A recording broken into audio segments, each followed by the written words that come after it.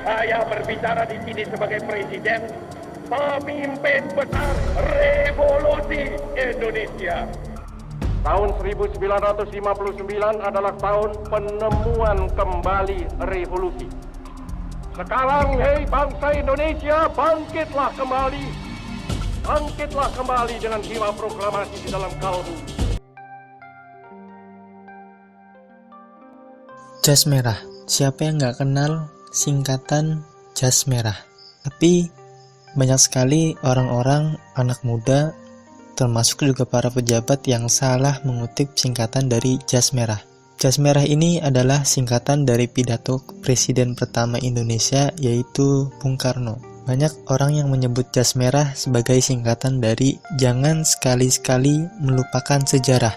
Ini salah. Padahal yang betul adalah jangan sekali-sekali meninggalkan sejarah. Ada makna yang berbeda antara melupakan dan meninggalkan. Kalau saya boleh menggambarkan seperti ini.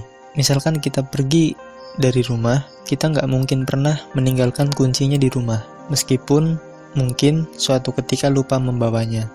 Nah, jadi kita bisa membedakan antara kata melupakan dan kata meninggalkan.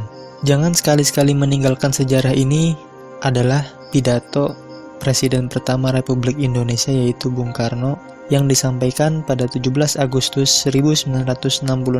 Ini merupakan pidato kepresiden Bung Karno yang terakhir, karena pada 1967 Bung Karno bukan lagi Presiden Republik Indonesia.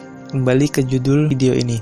Ada peristiwa menarik yang menurut saya ini adalah sejarah yang jarang sekali anak muda mungkin tahu, yaitu pada tanggal 18 Agustus 1945. Kita semua tahu, pada tanggal 17 Agustus 1945 adalah peristiwa penting bagi bangsa kita, bangsa Indonesia.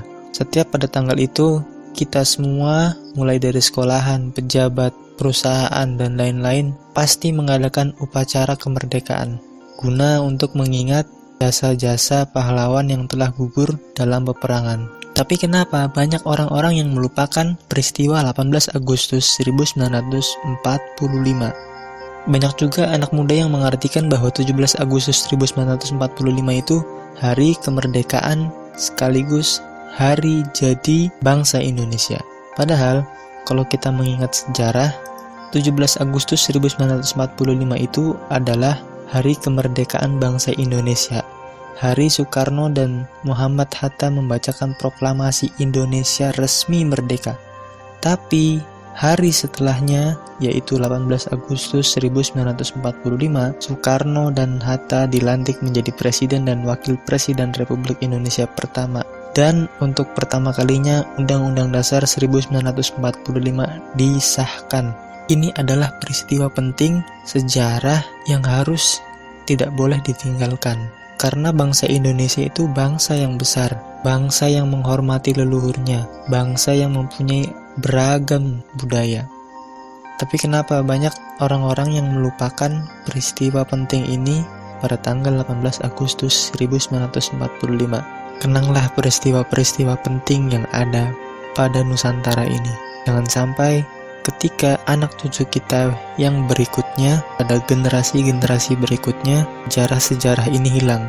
Hanya tertinggal dokumen-dokumennya di negara, data-data yang ada di internet, tapi lupa dari ingatan-ingatan para generasinya sendiri.